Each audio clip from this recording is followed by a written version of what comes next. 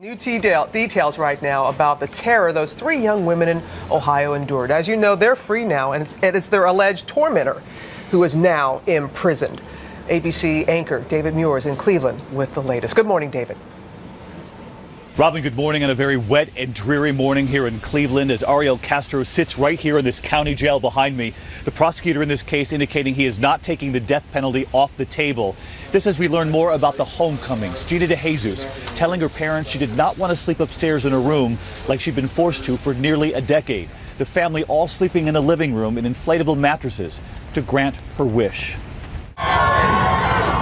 Overnight, hundreds of Cleveland residents took to the streets, celebrating the return of three of their own, while Ariel Castro, the man accused of unspeakable evil, is now the one in captivity. Castro moved to a new cell in the county jail after being charged with the horrors inside that home. As we learn more about what it was like to come home, Gina DeJesus, in the moment inside that van, overcome with emotion after seeing that crowd, and it was her mother who gently nudged her in the van to give a thumbs up.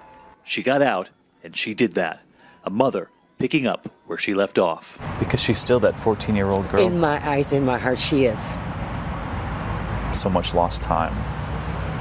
Yes. But it's awesome, though. No matter how hard it is for me, but it's awesome. You got her back. Yes, that's the most important thing right now. And Gina's mother, Nancy Ruiz, revealing something else. She has known Ariel Castro for years. They grew up in the same community. And during that near decade without her daughter, when she would run into him, he would ask the mother how she was holding up without her daughter. You would see him and he would say, "How are you doing?" Yes. Like nothing was wrong. Yes. That's chilling. It is. You know how many times I went through that street? I passed by that street.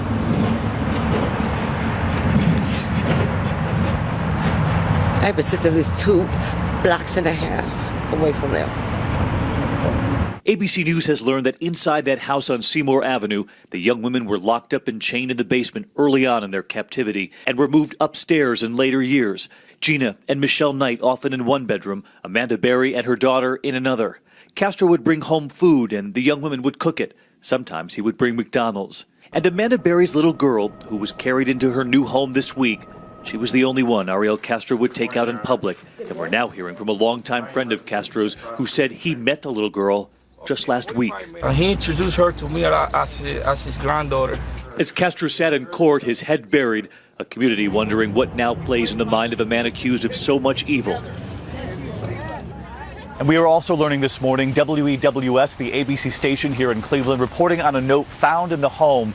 Ariel Castro had written this note within the last couple of years, expressing remorse and saying that he's a sex addict, likely offering little consolation to the families of these victims who are now home, and little consolation to the prosecutor who plans to go after him with the full extent of the law, Robin. That's so true. All right, David, thank you very much. And he'll have much more with Elizabeth Vargas on 2020 tonight. But now let's bring in our legal analyst, Dan Abrams. And Dan, you heard David talking about that bizarre note. Yeah. What kind of factor will that be in the case? In an ordinary case, it might become very important. It seems almost like an admission, something of a confession. In the context of this case, it's minor compared to everything else we know in the context of this case. Remember, he's only charged with a handful of counts right now. He's going to end up being charged with hundreds of counts. Every single illegal action he took, every assault, every sexual assault, etc., is going to be charged in connection with this case. You're going to be talking about hundreds of charges. And because of the alleged miscarriages that he caused, the prosecutor is saying they may seek the death penalty. Is this a death penalty case? I would absolutely expect the death penalty to be sought in this case. In Ohio, the law is very clear on aggravated murder. If you premeditate and then commit the termination of someone else's pregnancy unlawfully, you are subject to aggravated murder. Aggravated murder is a death penalty eligible crime. And honestly, I can't think of a case that is more appropriate for the death penalty than this one. I know quite a few people agree with you on that. He's said to be cooperating with police right now. And how does that factor in? And also, when David was talking to Gina's mother, and she said that he would say, hey, how is she doing? I mean, it seems like just such evil. It is, and I don't know that his cooperation is going to sort of help him in the legal sense. I think his only hope at this point is to somehow cut a deal for life in prison without parole. I don't know that he's going to be able to do that in the context of this case. So much more ahead. All right, Dan. Thanks very much.